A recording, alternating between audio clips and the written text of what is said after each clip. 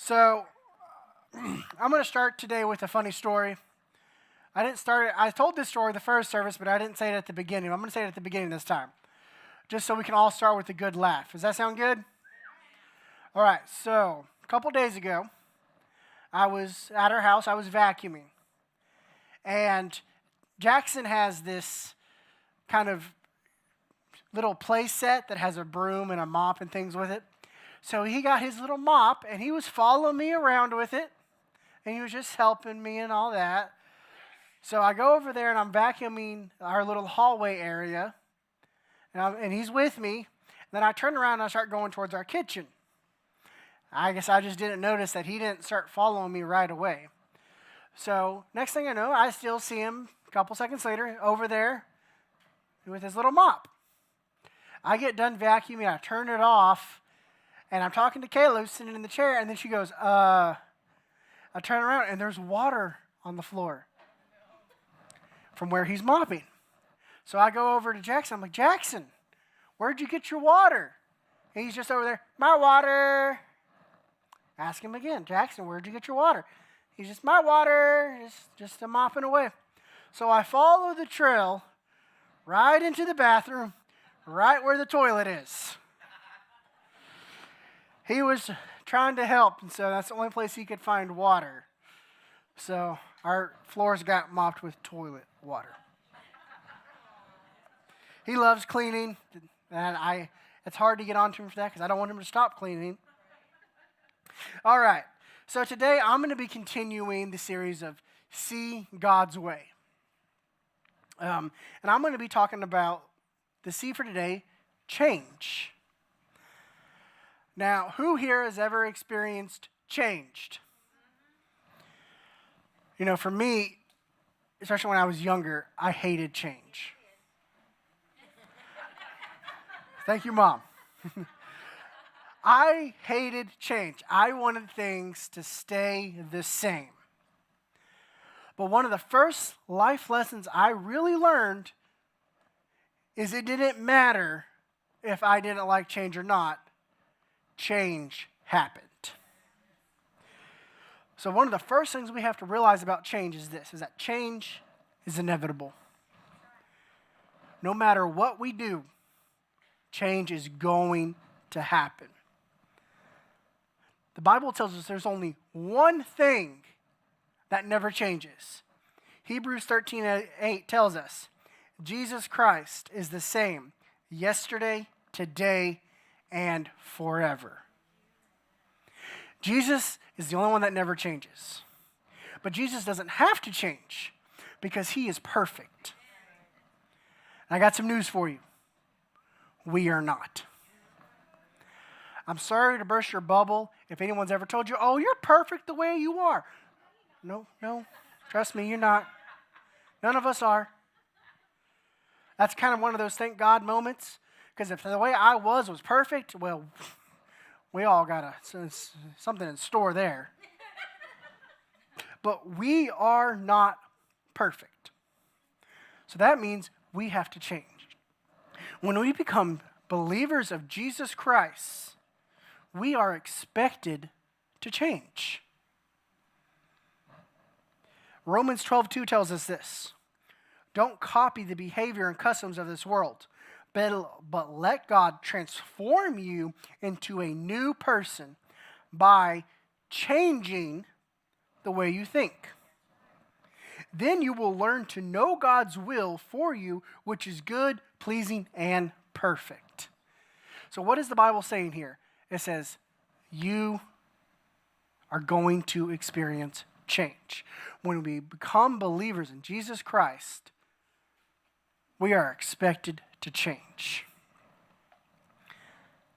Now, I know sometimes we don't like the word change. Because sometimes things have to change that we don't want to change. Sometimes we don't want to deal with having the things to change because you know that can throw your life all out of whack. It's like having to relearn a skill or you started a new job and you start at the bottom. No matter where you were before, you have to start at the bottom. We often do not like change. But here's the thing. If we refuse to change, you can be left behind. Now, this is not me saying, oh, you're going to get left behind because no, everything else around you is moving forward. See, as a Christian, change also equals growing and maturing. Just as a child is supposed to grow and mature. If we had a child that stopped growing and stopped changing, something's wrong. And it's the same with us.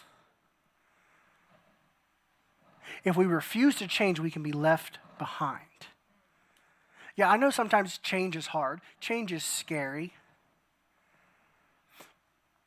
But it's something that has to happen. It's something that's going to happen whether we like it or not.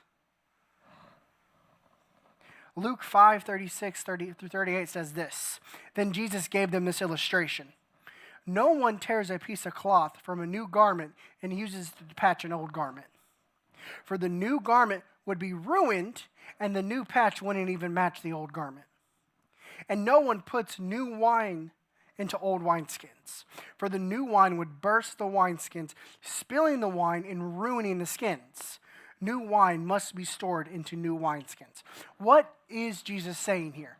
He says, if you want the new garment, you have to change from the old garment.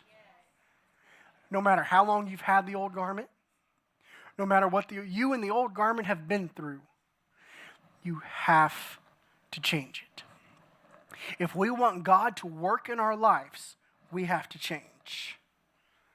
Now, some people refuse to change because that means confronting their life choices and accepting things like mistakes. Sometimes it's hard because that was what it requires, is you going to certain life choices that you have made and changing it. Often we run into things that, in our life we say, oh, the grass is greener on the other side. We get to the other side and realize it's not. But instead of changing back, we're afraid to admit we made the mistake, afraid to admit that we were wrong, that we stay there. It's like someone that took a wrong turn. But instead of admitting they made a mistake, they keep driving. Hate to break it to you, that person's never going to get to their destination.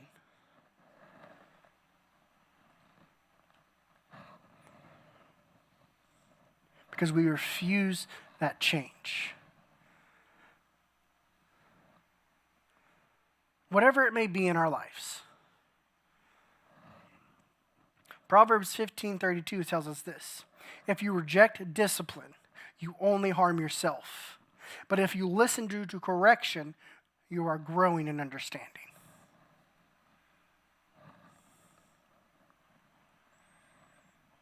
If we refuse change, we can be stuck where we're at. And often, see, some of you may know, but a couple of years ago, I was at a job I hated. I worked at the jail. Now, the jail, it had just a horrible schedule. That's really the reason I hated it. I was never really home. Church, I was at church maybe every other week. When I was here, I was exhausted. And I wanted change. I wanted that to change. But it took nearly 5 years for that change. My dad, Pastor Ken, he often told me, maybe before that change happens, there has to be a change in you. A spiritual change, a change of attitude. Now, I didn't really show this, but I may have been a little bitter and angry back then. My family wouldn't agree. But I had to change something in me first. And for whatever reason, if I lived in that bitterness of feeling like I was stuck at this job. Little did I know that's what's causing me to be stuck there, because I refused to change that. Because Jesus just told us that he's not going to take the patch from a new garment. He's not going to ruin the new garment to fix the old one. If you want the new garment, you got to take the old one off. I want you to think about the Israelites. After Egypt, they refused to change their mindset. They still saw themselves as slaves in Egypt. So what did that mean? That means they never got their promised land. They died in the wilderness because they refused that change. They sit there and said it would have been better for us to stay in Egypt as slaves. So they never experienced all that God had for them. Yeah, you know what? Sometimes it's our life choices that get us to a place that we're like, okay, some things need to change. But we're so scared to confront those life choices. A lot of it times we get to a place where it's like a broken nose that we've let heal the wrong way. And God wants to fix it. God wants us to change that so we can live the life He has for us. He even said, when I change your thinking, the life I have is good and pleasing. But think about a broken nose that healed the wrong way. How do you fix it? Break it again. So sometimes God's coming up to me and saying, look. I got to touch this really sensitive area. So this change could happen. So it can be aligned and corrected.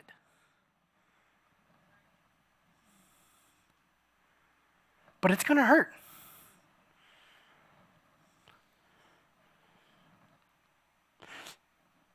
Because everything else around you is going to change. And if we refuse to change, let me tell you, I've seen people refuse to change, and it's ruined relationships, friendships, it's closed down churches, it's closed down businesses. Let me put you like this. What if I told you, hey, I have an all-expense trip, all fully paid, to Hawaii, me and you, our families. You just have to be there when I get there. We have to get there at the same time. And you're like, okay, I'm going to get on my horse and my carriage, go all the way to the coast, get on the ship, take it all the way over. And I tell you, well, I'm going to fly. And I'm going to be there in a matter of hours. But what you're doing is going to take months. But you have to be there when I get there to get it. That's what it's like when we refuse to change. Everything else around us. And then, have you ever met those people that get offended when other people start changing and growing? Because they refuse to? And they get mad at them. It's like, why are you doing better? And it's like, because I'm growing. I'm maturing.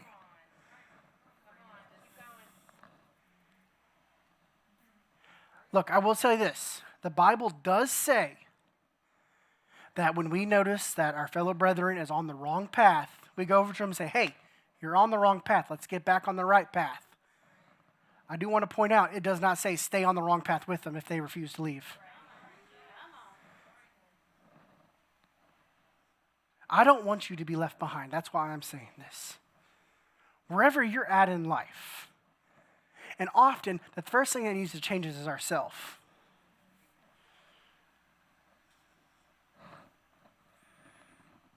Even in Proverbs, if we reject the discipline, if we reject the change, we are only harming ourselves.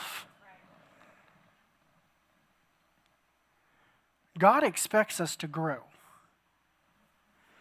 In my house, I have a 2-year-old and a 10-year-old. Now, the 2-year-old still gets in trouble when he acts like a 2-year-old because he gets corrected and does all that. But let me tell you something. The 10-year-old gets in so much more trouble when he acts like the 2-year-old. Because he's not supposed to. He is past that place where acting that age is an option. Have we gotten there in our life? You're praying to God, God, let this situation change, let me be blessed. And God's like, no, because you refuse to change. And it's not God saying he doesn't want this for you. It says, hey, I am not ripping the new garment. I'm not putting the new wine into old wineskins. That is what he clearly said. So in our life, one thing we have to accept is that change is going to happen.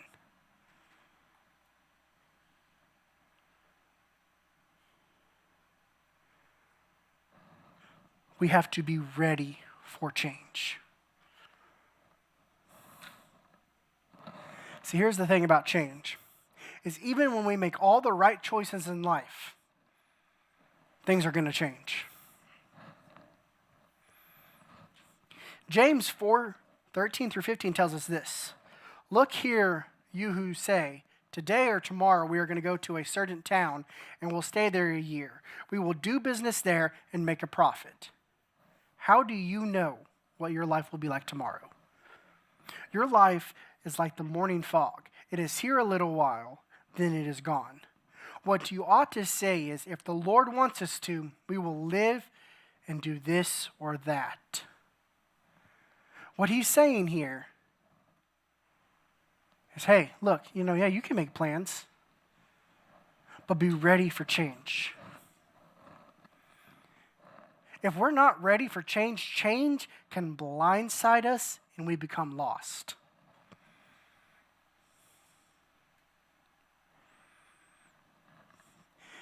Who here has ever had a major life-changing thing happen? Everybody. That after this change, nothing was ever the same. No, it's one of those things that, it's hard to prepare for change, but you got to be ready to go when it's there. Because you never know what's going to happen.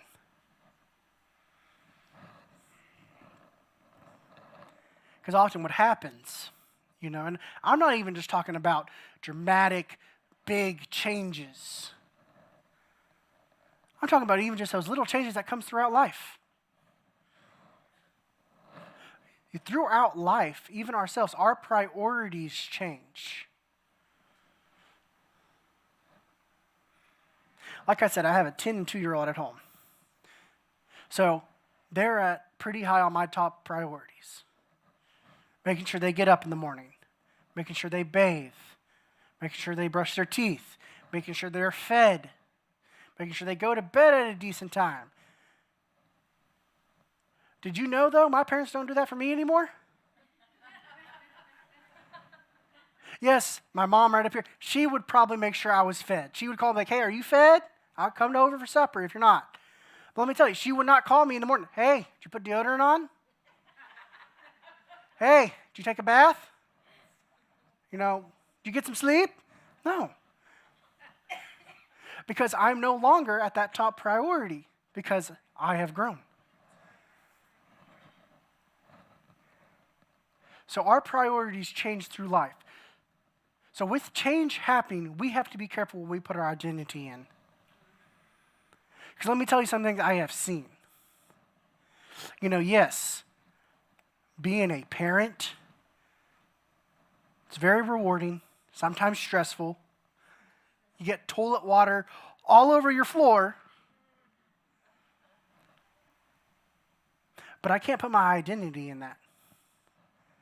When people ask, who are you? I can't go, I'm a great father. Why? Because one day, those two children are going to be out of my house. And if I'm not careful, I'm going to be lost. My whole reason for existing has grown and moved out. And don't get me wrong, that is what's supposed to happen. Because if you're not careful, you have a 40-year-old living at home.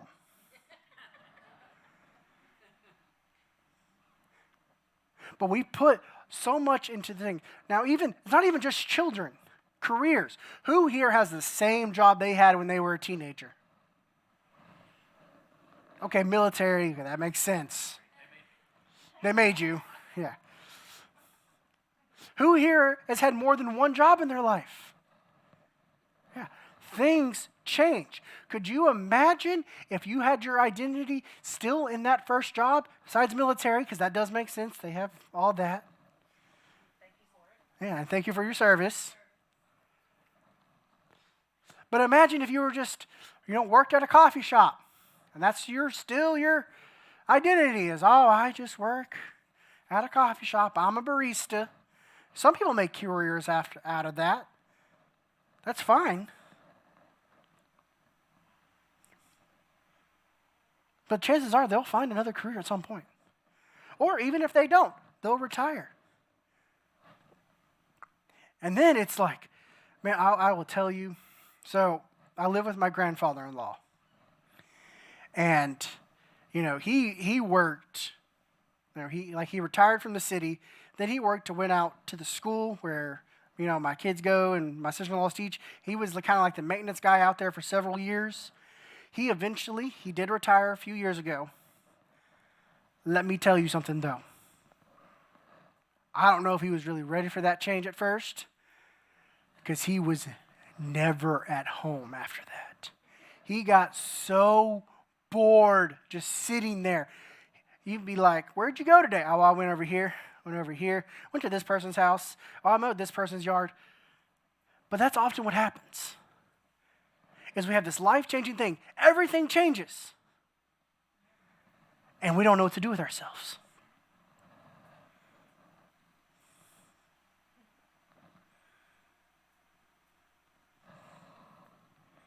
Through life, our priorities change.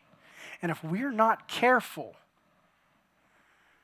we could end up at a place where we're just lost. If we refuse to change. Now, I know often when people hear the thing of, someone changed, it's never in a good way, typically. So that's how when we always hear the phrase, you need to change, sometimes we don't take that in a good way. Because we often that means I'm not doing things right. Yeah. Welcome to life. We hardly ever do things right. We make bad choices. In life, if you're ready for change and you're ready to change quick, you can get going.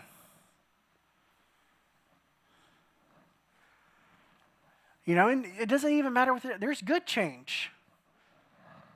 I remember the day, Kayla said she was pregnant with Jackson. Everybody was happy. Man, it was a big change. Not even just having a child. My house changed. You get toilet water everywhere. His toys everywhere. Even though he's great, he loves cleaning. That's how I got toilet water on my floor. But he loves cleaning. But his toys are everywhere. We're working on potty training. My goodness, he does not want to go. He peed on my mom's floor not too long ago. It was her fault. Let him run around naked, but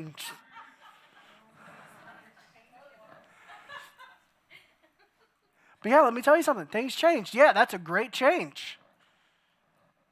But you know what we had to do after we found out she was pregnant? Get ready for that change. We had a room that had a bunch of junk in it.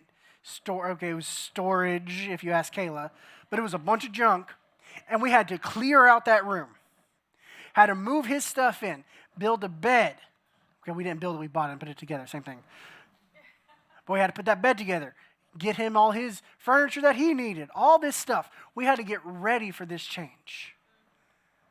I couldn't imagine people that didn't. They're like, we'll wait till the baby's born, and then we'll get the room together. Like, oh, well, have fun with that.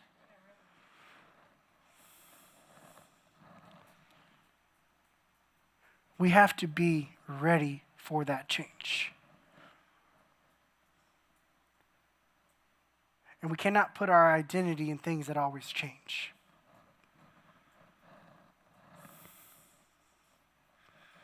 Because things will change eventually. One day, Casey, you won't be working for the military like you do. And that's things you have to prepare for in the beginning. Sometimes, yeah, you can't see change coming.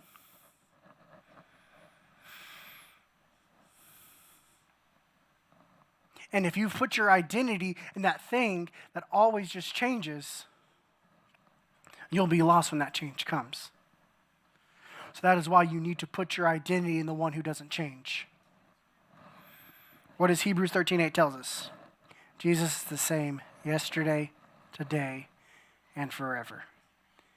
He's the only thing that doesn't change. Putting our identity in him. Meaning when the change comes, even if we're not expecting it, we're not shaken. When the change comes, we're ready to put it on him and say, Jesus, I know you got me. As Stacy was saying earlier, God's got this. See, change can blindside and surprise us. But you know who it doesn't surprise? God. Never been shaken, never been surprised.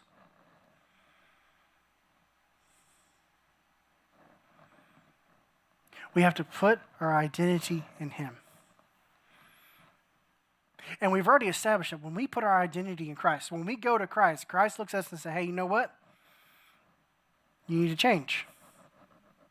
If you want that circumstance to change, if you want to have that solid ground when change comes out of nowhere, we got to change what's in here.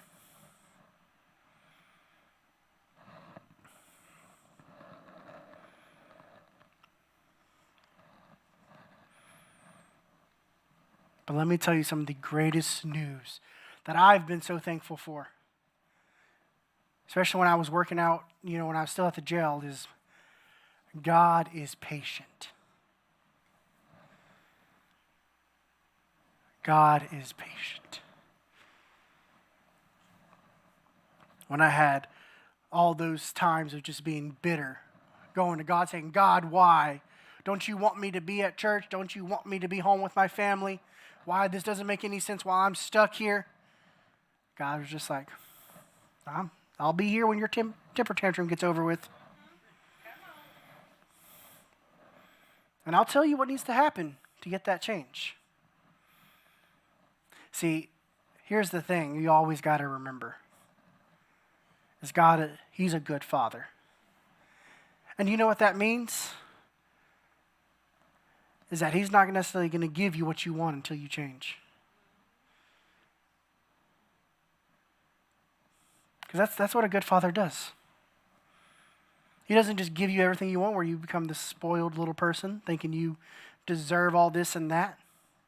No, he's going to look at you and say, look, I love you. I'm patient with you. But you need to change. After you change, it tells you, the Bible tells you, when he changes our way of thinking, we have good, pleasing, and perfect thoughts. But we have to take off the old garment.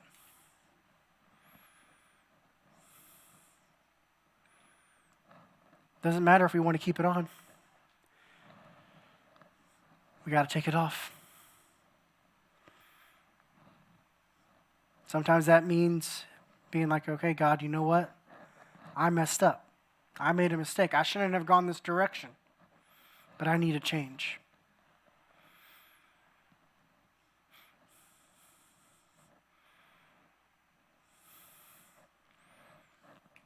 Let me tell you this. Sometimes our bitterness, our frustration and anger has been caused by someone. Someone that hurt us.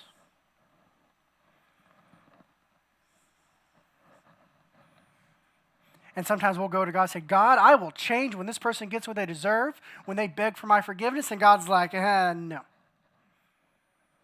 You want change? You have to change. That person may have hurt you, yes.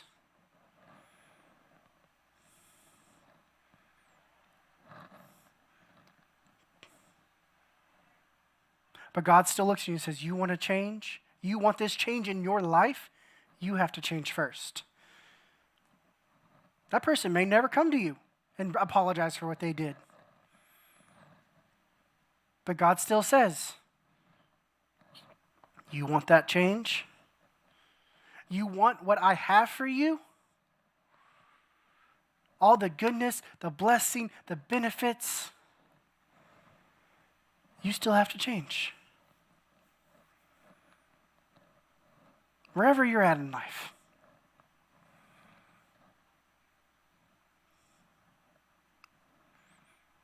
I know it's difficult. Trust me, I've told you, I used to hate change. I'm still not a huge fan of it. But I've learned it doesn't matter what I think about it.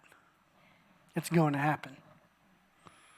See, I feel like sometimes that is the number one thing, if we can learn, that's what we need to learn is just because we don't like something and don't want it to happen, doesn't mean it's not going to happen. It may hurt our feelings, but just like having to re-break the nose to get it perfectly aligned so we can do what it's supposed to do, it's going to hurt. Sometimes we've told ourselves, I will never feel that way again. I will never feel that pain. You've built up walls, refusing to change.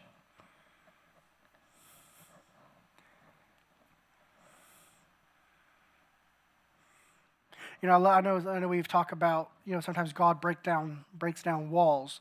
But these kind of walls, though, God doesn't break down. He'll go up to you and start knocking. Say, hey, just open the door. You break the walls down. Come on. You have to choose to change.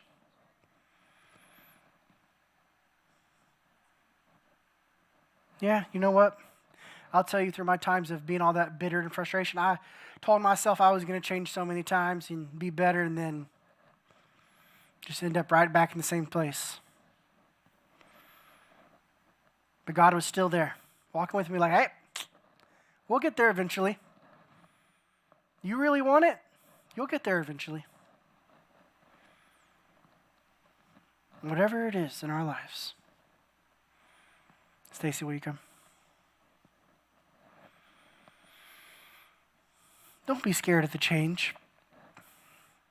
Change can be scary, especially certain changes that, we were not expecting.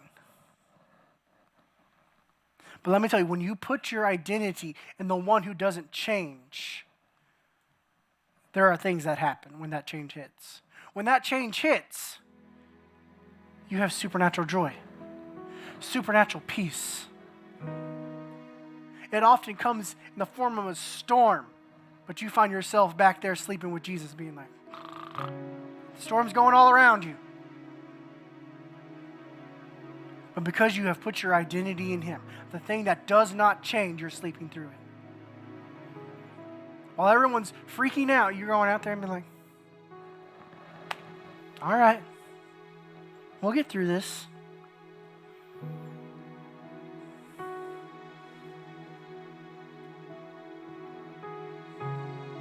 I don't want you to be left behind. While the rest of us are growing towards God and getting everything He has for us, I don't want you to be left behind.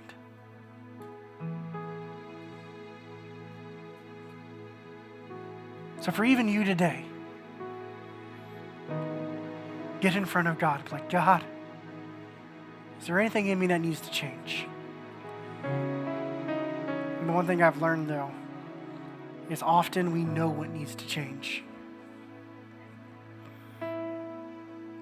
And sometimes it just takes examining yourself for a minute to be like, ooh, well, that definitely does not supposed to be like that.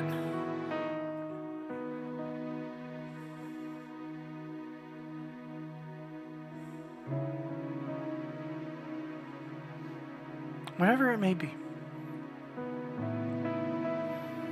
Just always remember this, is when you go to God and He starts changing you, it's only for the better.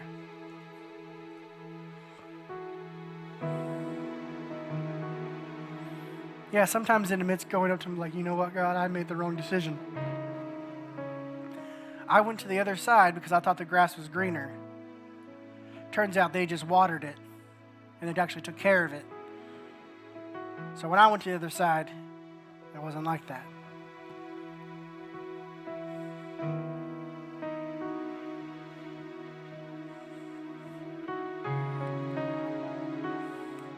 God, I want your new garment,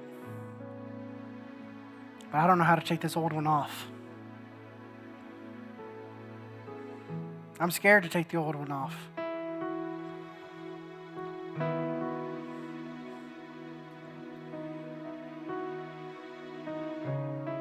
You don't know how you would look without it. You don't know how you would be without it.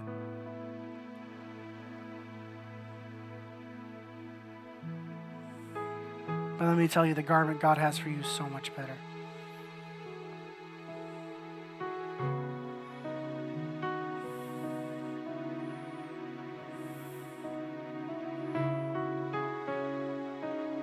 Man, change. You know, I see Pastor Tyler right up here, and I know he went through a big change last year, the year before, becoming a coach over in North Side. Let me tell you something. I brought a lot of change. And that's even something, you know, I know Pastor Tyler, he had a dream of being a coach. He wanted to be a coach. I can tell you probably brought a lot of changes he wasn't expecting.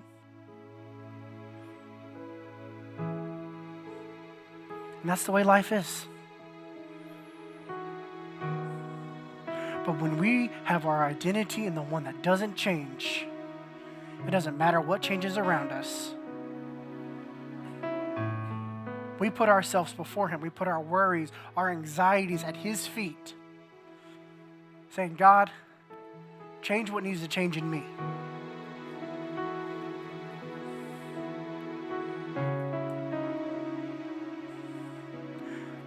There's someone, probably more than one person, that there's something God has been telling you that needs to change. And for whatever reason it may be, past hurts, fear, you don't want to change it. And God's saying, you know, you can't go much further than you're at right now without that changing. God wants the best for you. We want the best for you here.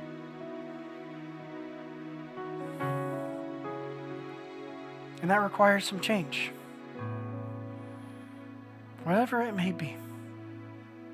Put it in his hands. Say, God, walk with me through it, because he will. Just don't refuse it. The only person that gets harmed by that is yourself. If you can go ahead and stand with me.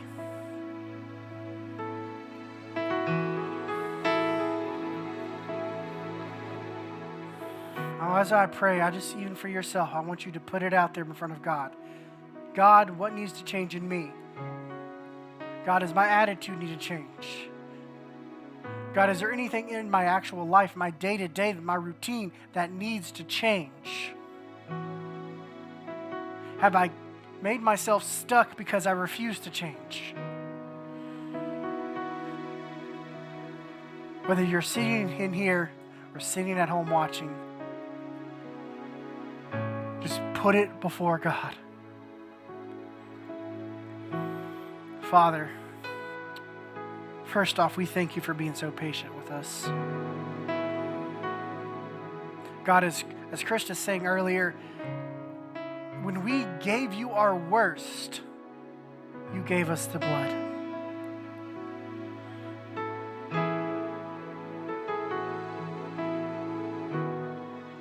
When we've had time and time again of refusing to change, because we didn't want to forgive or revisit past hurts, or we felt like we wanted to be justified in our past hurts. God, that you have come to us and say, hey, what I have for you is so much better. But you have to take off the old garment. Yes, that means you may have to accept some mistakes and decisions you made. That means I might have to tend to some old wounds. It may hurt, but I'm gonna align it. I'm gonna correct it. God, we are here to tell you we give you that. God, tell us what needs to change. If there's anything in us that needs to change, God, we want your will. We want to be those that sit down in front of you and say, if you want us to do this or that, we will do it. Thank you. Thank you for that change in our lives. That is for the better. God, we thank you for being with us here today. Let us not hold on to the old garment. Cast off the old garment to put on the new.